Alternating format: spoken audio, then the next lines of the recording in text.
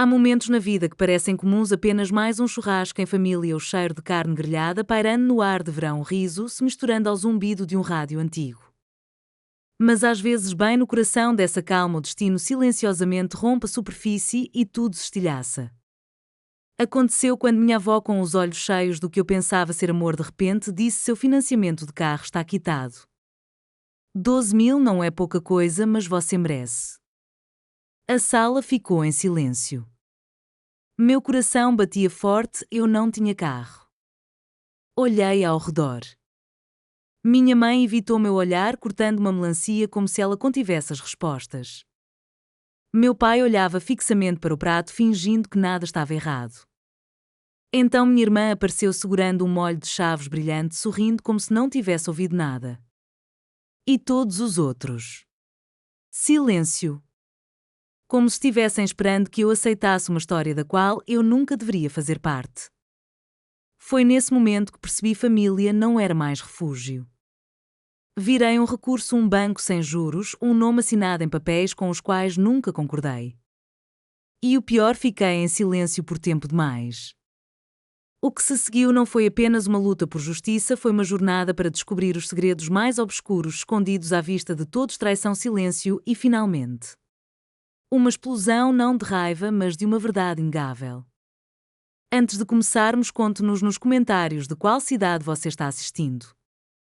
Agora relaxe e prepare-se, pois esta história não é só minha. É um alerta para qualquer pessoa que já se sentiu destruída pelo peso da família. Você nunca percebe de fato as rachaduras na sua família até que a luz as incida no ponto certo. Aquela noite deveria ser como todos os churrascos de verão da minha infância. Música baixa, meu primo Andrew queimando os cachorros quentes, tia Marie cuidando dos pratos, de todas as risadas das crianças da vizinhança, e quando do outro lado da cerca.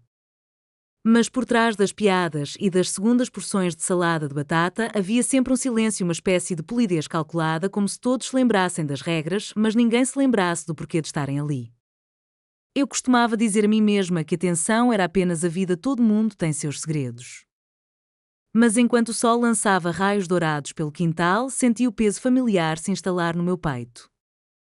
Minha sobrinha Olivia perseguia vagalumes sem perceber o quão forte sua mãe. Minha irmã segurava o celular, os dedos dançando na tela.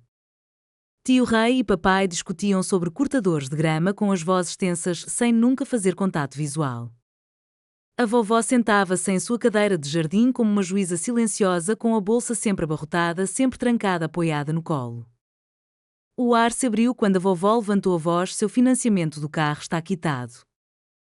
12.000 não é brincadeira, mas você merece. Foi nesse momento que o mundo parou.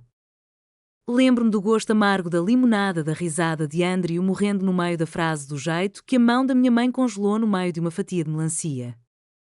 O cor do quintal vivo segundos antes silenciou completamente. Examinei seus rostos, procurando por alguém que me olhasse nos olhos, alguém que pudesse dizer: isso é só uma brincadeira. Em vez disso, só havia evasão e uma dor profunda no estômago, uma pulsação pulsante que me dizia repentina e impiedosamente que não se tratava de um mal-entendido. Era algo que sempre estivera lá, apodrecendo sob a gentileza, um acordo simples e silencioso de que eu era o amortecedor, o solucionador, aquele que não faria perguntas. Minha irmã entrou então com passos um pouco leves demais, exibindo novo molho de chaves com seu sorriso característico, só que naquela noite seu sorriso era tênue, frágil nas bordas. Ela segurava a mão de Olivia, apertando-a quase com força demais. Na outra mão, o chaveiro vermelho cromado. Eu nunca o tinha visto antes, mas ele brilhava como um sinal, um clarão na escuridão que se aproximava. Ninguém falou. Nem o pai, que passou os dedos pelo maxilar, nem a mãe, que parecia absolutamente fascinada pelas listras aquosas no melão. Nem o tio Rei, cujo quer mais uma cerveja soou como uma oferta para desaparecer. Uma onda de vergonha, confusão e um pavor peculiar me atingiu. Era como se minha existência tivesse-se dividido em duas: o eu que sempre tentava ajudar e o eu que ninguém realmente via. Durante anos, eu havia tapado buracos familiares, pagando assinaturas, adiantando mensalidades, ignorando pequenas ofensas, dizendo a mim mesma: é só temporário, eles são da família. Agora cada lembrança parecia transacional. Lembrando de momentos agora eu os vejo com novos olhos, os aniversários sem convite, as contas misteriosas aparecendo na minha caixa de entrada, os serviços de streaming ativados e depois esquecidos. Lembro-me de Andrew uma vez perguntando: você nunca se cansa de ser tão generoso? E a vovó respondendo por mim: ele sempre foi assim, como se estivesse presa daquele jeito, o padrão da família, aquele feito para durar. O que doeu não foi apenas a traição de um financiamento de carro que eu nunca havia assinado. Foi a lenta e silenciosa percepção de que as pessoas que eu mais amava haviam discretamente calculado meu valor em dólares e assinaturas e então decidido que meu silêncio valia mais do que minha voz. Naquela noite a família parecia menos uma rede de segurança e mais uma máquina que tritura os quietos e os cautelosos. Cada olhar, cada piada forçada, cada olhar de soslaio da tia Marie, tudo isso me atingiu com força, rompendo qualquer história que eu tivesse contado a mim mesma sobre porque a ajuda nunca era realmente uma ajuda, porque um obrigado nunca vinha sem ser solicitado, porque os fardos sempre rolavam ladeira abaixo, caindo diretamente aos meus pés. Fiquei ali sentado, desejando que tudo aquilo desaparecesse, desejando poder ser invisível. Mas lá no fundo algo dentro de mim despertou pela primeira vez em anos uma pequena faísca de amor próprio que se recusava a ser apagada. À medida que as risadas recomeçavam lenta e desajeitadamente, Andrew contando uma piada da qual ninguém riu, as sementes do acerto de contas foram plantadas. O silêncio havia acabado. Meu silêncio, aquilo com que sempre contaram, tornara-se uma arma por si só. E à medida que a noite se transformava em coisas pesadas e não ditas, percebia que aquela história, fosse lá o que fosse, não terminaria como eles esperavam. E assim as sombras se estenderam mais, preparando o cenário para o que estava por vir. É estranho como a traição nem sempre chega com um estrondo, às vezes é apenas um farfalhar de papel, o tilintar de uma caixa de correio, o ping de uma nova conta. Naquela noite depois do churrasco fiquei acordado com a mente em círculos, incapaz de me livrar do vazio com que todos evitavam me olhar. O sono não vinha não quando cada pequena lembrança agora arranhava friamente meus nervos. Esperei até que a casa ficasse silenciosa, apenas o som da risada de Andrew vindo do porão, Olivia dormindo no sofá da sala, tia Marie cantarolando baixinho na cozinha. Sentei-me sozinha à mesa de jantar, sob aquela luz amarelada e cansada, e finalmente fiz o que eu tinha medo de fazer há anos: comecei a procurar. No início era só curiosidade. Abri meu aplicativo bancário e naveguei pelas transações. Lá estava uma conta de empréstimo que eu nunca me lembrava de ter aberto. Aprovada em meu nome, $12.000, assinada com uma assinatura que parecia minha, mas não era. Minhas mãos não tremiam, estavam dormentes como as de outra pessoa. Quanto mais eu procurava, mais a podridão se aprofundava. Na pasta amarela da vovó encontrei mais contratos fotocopiados, meu nome escrito em letras maiúsculas, formulários de seguro, contas de serviços públicos, coisas que eu nunca toquei, das quais nunca ouvi falar. Tracei as curvas familiares da minha própria caligrafia, de repente tortas, desencontradas, cortadas e coladas. Quantas vezes eles já tinham feito isso? Há quanto tempo eu vinha financiando o conforto deles, sem nem mesmo um telefonema? Os flashbacks me pressionaram, mais nítidos do que qualquer pesadelo. O aniversário para o qual não fui convidado, mas lá estava a minha assinatura pagando o buffet. A conta de luz que aumentou 2 vezes, minha mãe disse que era uma falha no sistema, o tipo de mentira branca que você engole porque quer acreditar nela. A conta da Netflix ainda cobrando depois que cancelei o pequeno obrigado da minha sobrinha por um presente que eu nem sabia que tinha comprado. Eu não sabia o que doía mais, saber que eles faziam aquilo ou saber que eu tinha deixado. Cada favor era uma manipulação, cada dólar mais um tijolo na prisão que eu construí com meu próprio silêncio. Pensei em Olivia com apenas 10 anos e já aprendendo que às vezes os adultos pegam e distorcem sem pedir. Pensei em Andrew, sempre o palhaço, desaparecendo quando as coisas ficavam tensas. Imaginei o quanto ele desconfiava se brincava para esconder a culpa.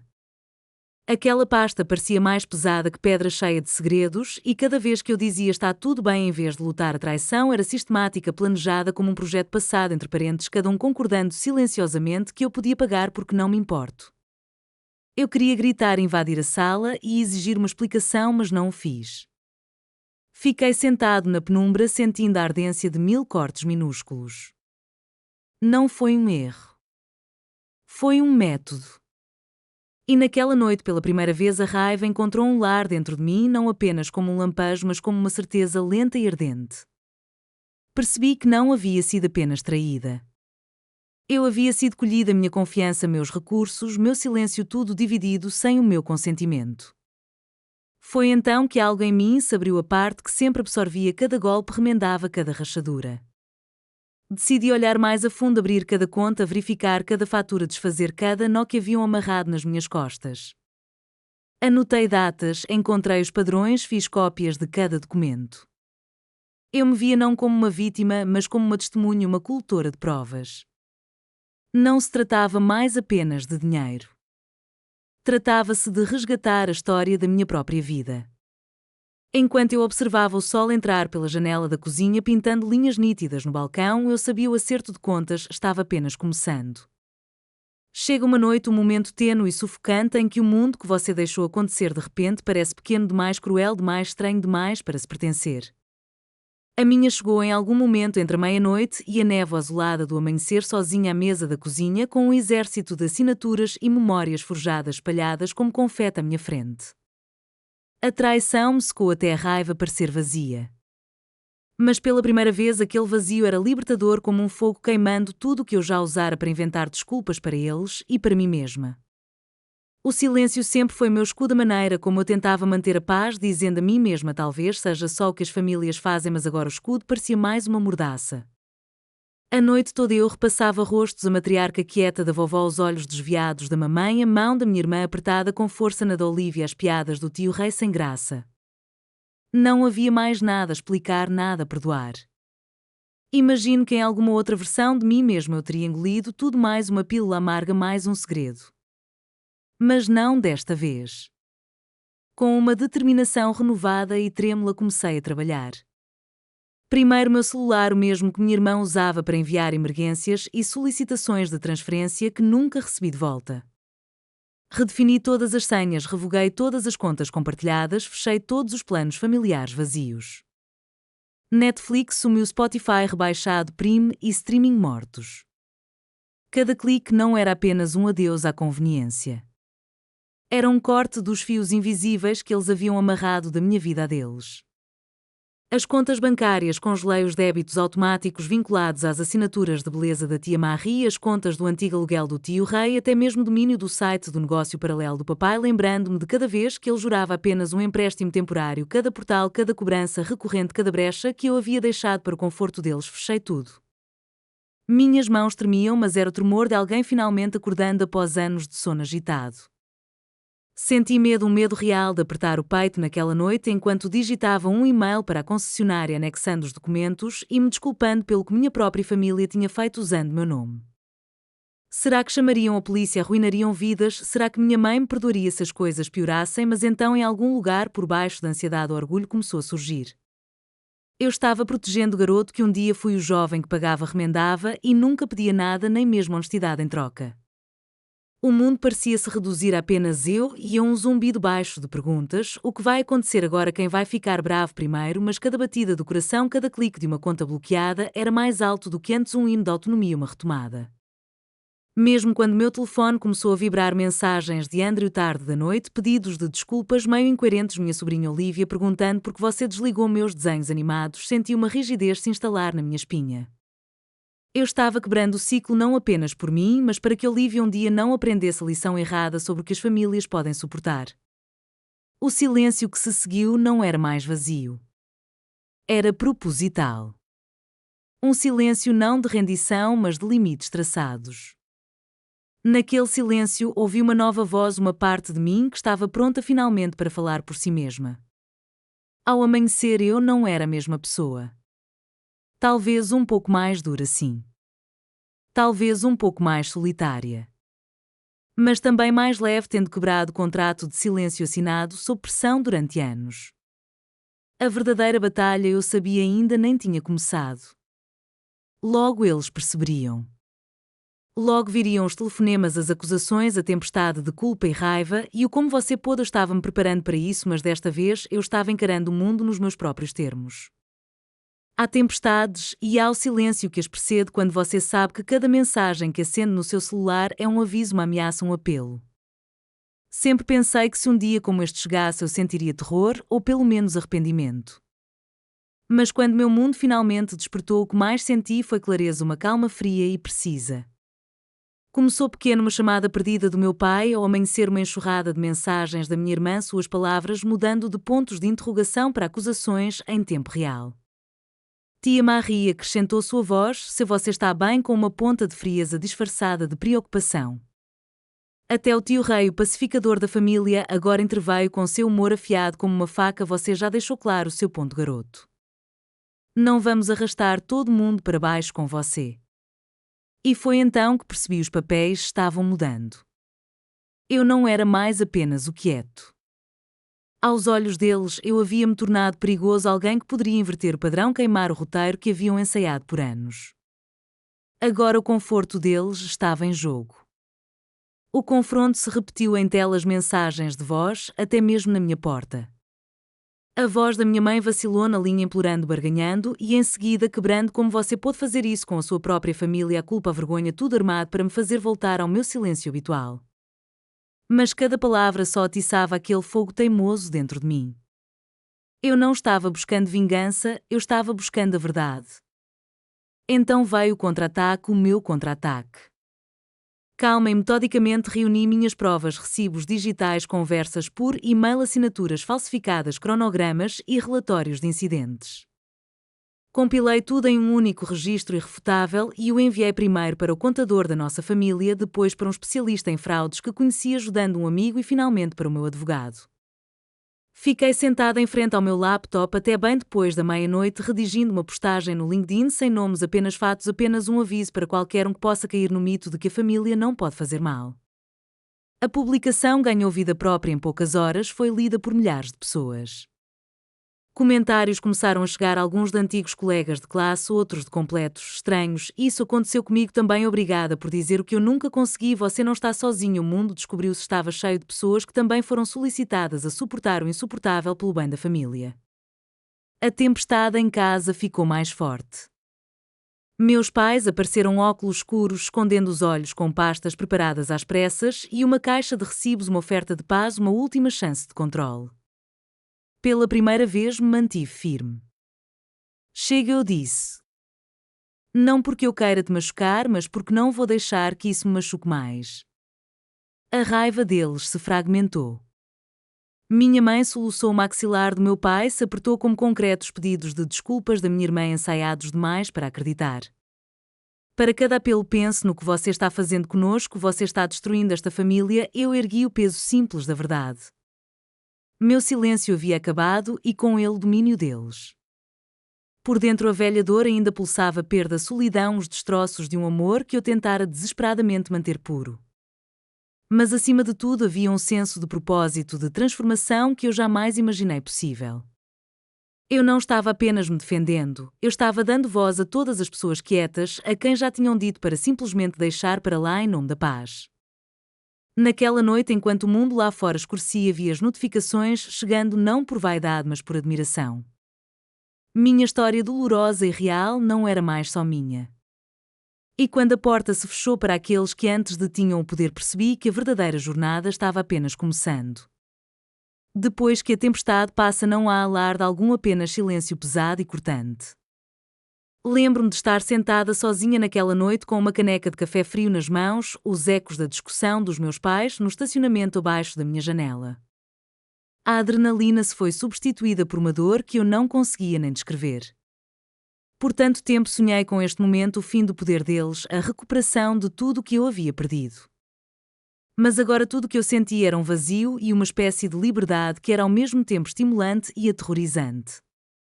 A cura não vem como um raio, mas em tremores secundários. Os dias se misturavam, pontuados por mensagens de estranhos: você é tão corajosa. Queria ter coragem. A postagem tinha alcançado mais pessoas do que eu poderia imaginar. Até meu primo Andrew, geralmente o palhaço da família, mandou uma mensagem tarde da noite: desculpe. Eu deveria ter dito algo antes. Tia Marie marcou uma citação bíblica enigmática sobre perdão. Minha sobrinha Olivia me enviou uma carta com sua letra de 12 anos, soletrando: sinto sua falta. Volta logo. Será que eu voltaria? Essa pergunta me assombrava. Lamentei a perda, aniversários, natais, o riso fácil das piadas compartilhadas, o conforto de ser filho de alguém, irmão de alguém. Mas lamentei ainda mais por quem eu tinha sido a pessoa que vivia por migalhas de gratidão, que acreditava que a lealdade era medida em sacrifício. Limites se tornaram minha tábua de salvação. Eu disse não e falei sério pela primeira vez na vida. Quando minha mãe ligou novamente com a voz rouca de esperança e perguntou: podemos recomeçar, eu lhe disse gentilmente que precisaríamos viver em lados opostos de um muro, agora um muro construído pela necessidade, não pelo ódio. Os pedidos de desculpas da minha irmã iam e vinham, cada um menos convincente, cada um recebido com silêncio. O tio Rei tentou um ângulo diferente: você não quer sua família de volta, sussurrei, eu quero crer. Mas não assim. Não quando o amor é comparado ao que ele me custa. Eu estava sozinho excruciantemente. Mas cada dia em que eu me escolhi era mais um dia em que eu costurava velhas feridas, recuperava o terreno perdido. Comecei terapia não apenas para processar a traição, mas para reaprender o que é honestidade interior e exterior. Novas amizades construídas não sobre dívidas, mas sobre franqueza começaram a brotar em cantos esquecidos da minha vida.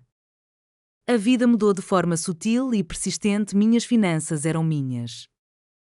Meu telefone estava maravilhosamente silencioso. Chega de desculpas, chega de vergonha após cada ligação familiar. Era uma liberdade crua e incerta e era minha. Às vezes eu me pegava olhando para a foto de família na minha mesa, rostos que eu outrora idolatrava, agora obscurecidos pelo arrependimento e pela saudade.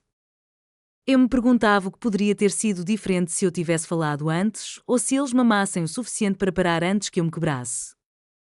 Mas eu disse a mim mesma gentilmente que a cura não era sobre apagar cicatrizes, mas sobre seguir em frente com elas como prova de sobrevivência. O verdadeiro custo da liberdade: deixar ir não apenas aqueles que te machucaram, mas também a versão de si mesmo que tolerou a dor. E enquanto eu observava as estações mudando do lado de fora da minha janela pela primeira vez, senti a esperança crescer silenciosa e forte. Reflexão e chamada à ação, inspirando outros a se libertarem. Porque esta não é só a minha história. Pode ser a sua também. Continue comigo. Há um silêncio que preenche uma casa após a enchente, diferente do silêncio sufocante dos segredos. É o silêncio que resta quando o peso finalmente desaparece, quando você se olha no espelho e percebe que sobreviveu. Mas a sobrevivência e o que vem depois é uma jornada incerta. Mesmo agora sentada à minha mesa, as mensagens continuam chegando. Estranhos amigos, até parentes distantes que perdi no tempo, compartilham fragmentos de sua própria dor. Sua história é minha. Eu pensei que estava sozinho. As palavras se apagam na minha tela, não apenas apoio, mas um cor de vozes rompendo o velho e tóxico código que silencia a lealdade, que perseverança é amor. Às vezes me pergunto: valeu a pena toda a dor, os aniversários perdidos, os laços rompidos, o eco no meu apartamento onde antes havia risos? A resposta nunca é simples. Sinto falta do pertencimento fácil, sim. Mas anseio ainda mais profundamente pela paz que vem da honestidade comigo mesmo e com qualquer pessoa corajosa o suficiente para ouvir. Cada cicatriz que carrega é um capítulo de resistência à recusa firme e teimosa de ser definida pelo silêncio, pelas dívidas que nunca tive, pelas mãos que me reivindicaram mas nunca me seguraram de verdade. Pensa em Olivia, minha sobrinha, cuja carta ainda está guardada na minha gaveta. Um dia espero que ela aprenda que limites não são traição, que família é mais do que sangue compartilhado, é responsabilidade compartilhada, respeito mútuo. Talvez, se esta história chegar até ela nunca precise trocar sua voz por aprovação. Se você está assistindo sentindo aquele aperto no peito, se perguntando se finalmente chegou a hora de escolher a si mesmo, deixe-me dizer isso claramente: você não está sozinho. Sua dor não é invisível. A coragem que você precisa já está dentro de você, esperando seu devido lugar na luz. Existem recursos, comunidades e vozes prontas para ancorar você. Números de telefone, grupos de apoio, terapeutas que entendem o custo oculto de colocar a família em primeiro lugar. O mundo ainda pode envergonhar aqueles que se afastam, mas cada passo que você dá em direção à sua própria paz é um presente para aqueles que o seguem. No fim das contas, libertar-se não é o fim do amor, é a sua forma mais verdadeira. Amor por si mesmo. Amor pelo futuro. Amor que nunca exige que você escolha entre dignidade e pertencimento. Hoje à noite, ao encerrar minha história, e é a minha história, cada pedaço quebrado, queimado e consertado, convido você a compartilhar a sua. Comente abaixo. Conte-nos de onde você está assistindo, como encontrou sua própria voz ou o momento em que soube que era hora de impor limites. Sua história tem poder. Pode ser a mão que alguém estenda em seu momento mais sombrio. Esta não é só a minha libertação. É a de todos nós. Porque quando dizemos chega o roteiro, não nos domina mais. Respire fundo. Fique em pé. A gaiola está aberta agora. Entre. Ao chegar a este momento final da minha história, quero ser honesta com vocês. A vulnerabilidade nunca é fácil, especialmente quando o mundo espera que você fique em silêncio. Compartilhando esta jornada, senti de tudo, desde raiva e tristeza até esperança incerta e alívio silencioso. Houve noites em que me questionei, me perguntando se a paz realmente era para alguém como eu. Mas agora aqui me sinto mais leve. No espaço deixado por mágoas antigas, estou aprendendo a respirar novamente e lentamente a confiar novamente. Se a minha história mexeu com você, saiba que você nunca foi apenas um espectador. Cada pessoa que assistiu, que ouviu, que abriu o coração para a dor de um estranho, você ajudou a aliviar esse peso. Sua presença significa mais do que você imagina. Agradeço profundamente por dedicar seu precioso tempo aqui comigo. Se você encontrou significado nesta história, eu agradeceria se você curtisse, compartilhasse e se inscrevesse neste canal. Seu apoio não é só para mim, ele ajuda a levar histórias como a minha a mais pessoas que precisam saber que não estão sozinhas. Agradeço seus comentários e sugestões, conte-me como se sentiu, compartilhe suas próprias experiências ou simplesmente diga oi. Cada mensagem ajuda este espaço a crescer e se tornar um lugar de compreensão e cura. Obrigada por estar aqui. Espero que de alguma forma minha voz ajude você a encontrar forças para levantar a sua.